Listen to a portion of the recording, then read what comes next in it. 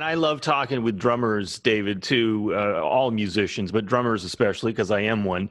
And, we all have our different influences, and I love talking with folks about their guy or their guys or women drummers as well. But say more about Carl Palmer and why he's your guy for you.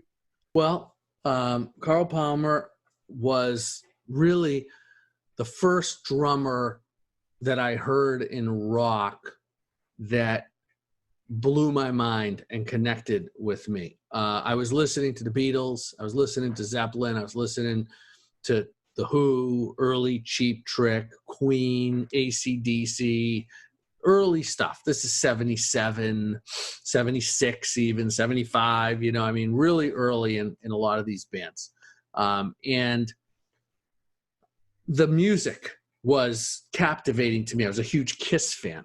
I was listening to, Kiss Alive and Destroyer, and the music, the image, the attitude, so much of it was connecting with me. And then, but the drumming, the great thing about the drumming is I was learning to play a lot of that drumming. And so that was very fulfilling. Like, I love the song. I love playing to it. I love learning the parts, and it was accessible. Even though there were a lot of really cool nuances, a lot of that stuff I could learn to play. And then when I saw the ELP Live album, and it was around 75, 76, whenever it was, and I saw the back of the record, and I saw this giant single-headed concert tom monstrosity. I'd never seen anything like it. It was the most unique, incredible drum kit ever. And I heard the playing on it, which was even more incredible. And Carl was just like a Buddy Rich of rock. And I had heard Buddy, and I saw Buddy first. I saw Buddy many times, but the first time I saw him was I was around 8 or 9 years old. He came to play my high school. So we were able to go to the show because it was all ages. It was in the afternoon, and my brother and parents could take me, and it wasn't a nightclub or anything. So I went to my high school auditorium, saw Buddy Rich.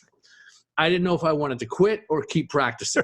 Same thing everybody says after they see Buddy for the first time. That's amazing. And so I hear this Emerson, Lake and Palmer record, and I start checking them out more and listening to other stuff and hearing even what Carl was doing in Lucky Man, their first big hit from 1970, which I hadn't heard. Obviously, I was 3 years old or whatever at the time. So a few years later, now I'm going back catalog and kind of checking everything out because I'm inspired. And I'm just listening to one amazing drum part after the next. And I couldn't play any of that stuff. So I was like, this is incredible. And I was just very inspired. And the rest is history. I've got a lot of amazing Carl Palmer moments that have happened since then. And between the drum kit and the book and doing a DVD with Carl, drumming on stage with Carl. I was at his master class recently in Philadelphia. It was absolutely incredible. Yeah, I just saw a picture of you on the panel with him. Yep. Right? And amazing. The master class, I have to tell you, it was so great. I can't wait for next year's. Everybody needs to attend this. It is so, if you play music, drums, keys, guitar, bass, vocals, any of those instruments, you got to come to this. It's really just, it was incredible. And so, it's amazing how sometimes our idols and icons can become friends and partners. And I'm pretty awesome.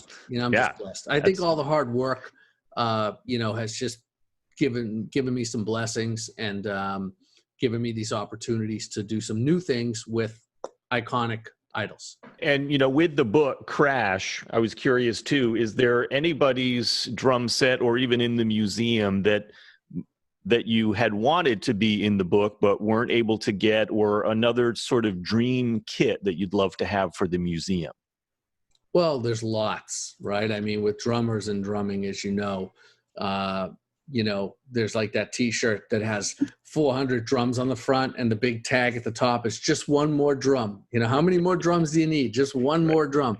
That's right. But the fact is that the dream kit and the kit that drove the whole project and that was inspirational to me for my entire life is the Carl Palmer stainless steel kit that's on the cover. I am 8 years old. I see the back of the album. I see the kit, I hear the drumming, I hear the sound of the drums, which I also thought was very unique and incredible. And I dreamt of that kit. I would look as a kid, because remember, there's no YouTube, no internet. The only way you could see the drum kit is if it popped up in a magazine or you saw it on an album.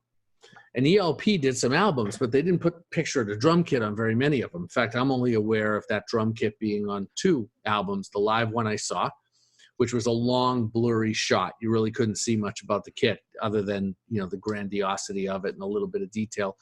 And then on Works Volume 2, there's a picture of Carl next to the kit, and you can see the back right of the kit. So the left, as you're looking at it from the front, you can see a couple of the floor toms and side toms and the engravings, and you can get an idea of it there. And it was just always so extraordinary. And I dreamt of that kit, and I remember telling my parents, I got to have this drum kit. And they're like, David, please. He's a wealthy rock star in London. You're an up-and-coming one-eyed kid in Arlington. We barely can, put food on the table and keep our jobs, and you're worrying about some grandiose rock star drum kit. Like, you're out. They just thought I had rocks in my head. And then as we go on, then Carl, when ELP broke up, Carl was going to auction the kit off, but instead he sold it to Ringo Starr, who bought it for his son, Zach. Well, then my parents loved to rib me. Like, yeah, now you're really going to get the drum kit. The richest drummer in the world just bought it. So now if it happened to be unattainable up until now it's really unattainable. Like, just forget it. If we sold everything we had times 100, we couldn't touch what Ringo would want for it. So it just was out of reach. As the years went on, I would always kind of keep my ear to the ground. I actually ended up working with Ringo for a few years. I built studios for him and did some projects which were really, incredible to be a part of that. And I inquired as to whether I could buy the drum kit at that time. I was in a much better place in my career. I didn't have any idea what it was worth, but I just, was so into it that I wanted to find out. And it just came back through his team, like, no, forget about the drum kit. I think it happened to be that it had been in storage. Ringo wasn't even thinking about it. And he was probably thinking, well, Zach might still want it. I don't need to sell the drum kit. So then we fast forward to 2015, right? So what are we, 40 years from, we're 40 years from the first time I see the drum kit. I love it. On the album cover. And I find out that Ringo Starr is auctioning off the drum kit from Julian's auction. Wow.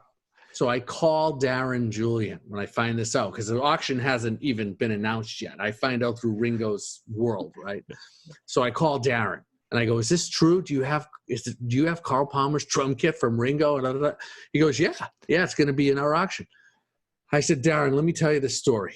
I start with, about my eye, my childhood, my trauma, my parents, every single heartstring I'm pulling. And Darren finishes listening to the story. He's such a great guy. I love Darren. Genius auctioneer and collector's, expert.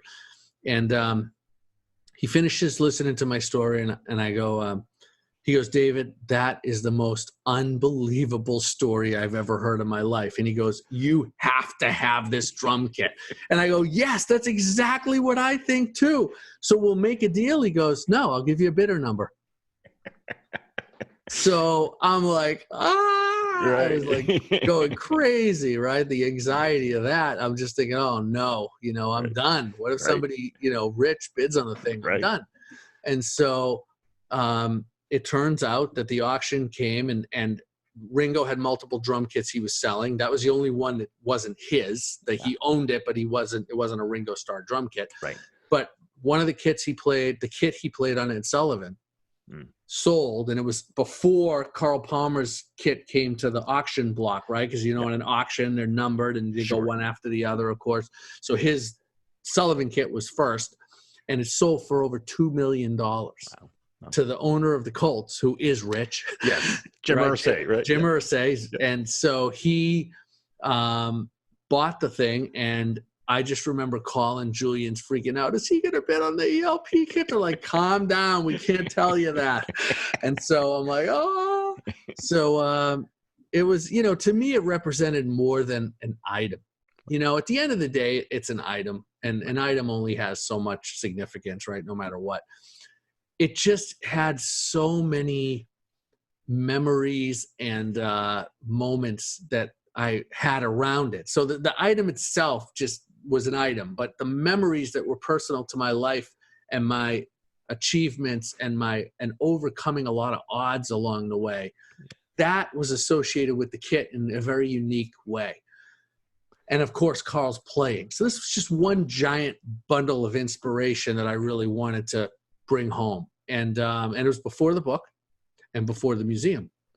So it was just, you know, in this moment. So the auction comes and I win the auction. It's amazing. And I'm looking up at the sky after I won it, about to cry. My mom had passed away in 2004, my dad in 96. And I'm just saying to them, can you believe this? And from that, you know, of course, my collaborations with Carl Palmer himself, having now studied with him, gone to his master class, drummed on stage with him, co-produced and co-mixed a DVD that's out, that's Carl Palmer's ELP Legacy DVD that I'm drumming on and that I mixed with Carl. And now doing other collaborations with Carl and his great manager, Bruce Pilato. It's just a dream come true. He's as extraordinary of a person as he is a drummer and inspiration. And look at what he's doing for people. Look at the legacy he's leaving. Yeah. To take the time out to do a master class, right, and to say, okay, I'm going to leave my legacy and some of the things I've learned with generations to come. He doesn't have to do that. Right. But he's doing it. And he's creating something much bigger, just like he did with all the bands that he's been a huge part of, that they'll be with us for eternity. He's doing the same thing, helping musicians now too. So to be a part of that in any way is incredible. And then that kit, from inspiring me those 40 years, it inspired the book, it inspired the foundation, it inspired the museum. This thing is just incredible.